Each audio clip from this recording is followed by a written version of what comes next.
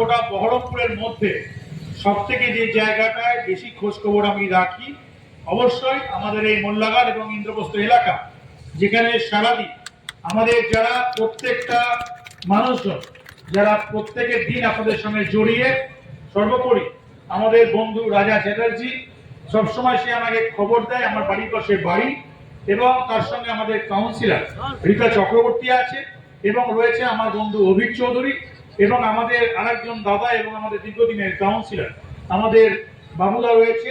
এদের মধ্যে দিয়ে প্রত্যেকদিন অন্তত ইন্দ্রপ্রস্থের মোড় এবং মোল্লাঘাটের মোড় এই খবরটা আমরা প্রত্যেক নিয়ত হচ্ছে আমি পাই, কারণ আমার 21শে জুলাইয়ের আগেই শহর বহরমপুরে আরো শক্তি বৃদ্ধি করলো তৃণমূল কংগ্রেস। শহরের দুটি পৃথক জায়গায় অসংখ্য কংগ্রেস এবং বিজেপি থেকে কর্মী সমর্থকেরা যোগদান করলেন তৃণমূল কংগ্রেসে। মমতা ব্যানার্জি এবং অভিষেক ব্যানার্জির অনুপ্রেরণায় আমরা আজকে বিজেপি এবং কংগ্রেস থেকে বহুত 150 থেকে 200 ছেলে পেলে আমরা প্রত্যেক ওয়ার্ড থেকে মিনিমাম 10 থেকে 15 জন করে আমরা যোগদান করলাম।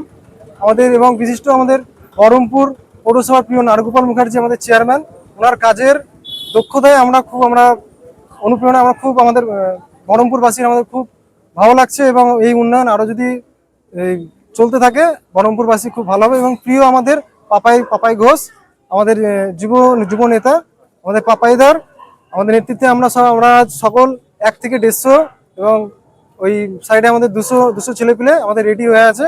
আমাদের পাপাইদার নেতৃত্বে দ্বিতীয় দিন আবার যোগদান দিবে।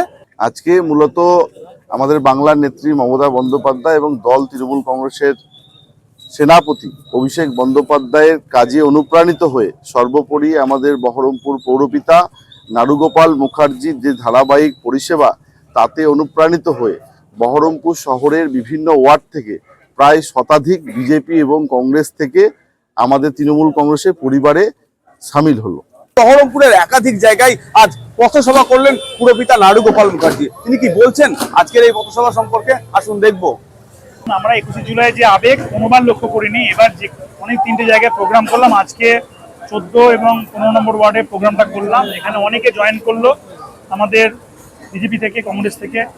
আর 21শে জুলাই আবেগে থাকতে চাইছে না সবাই। আমাদের এখানে যে কর্মযজ্ঞ চলছে অর্থাৎ মুখ্যমন্ত্রী যে পরিষেবা চলছে, সেই পরিষেবার কাছে বিরোধী পার্টির পরিষেবা এত দায়িত্বহীন হয়ে গেছে, এত ফেড হয়ে গেছে।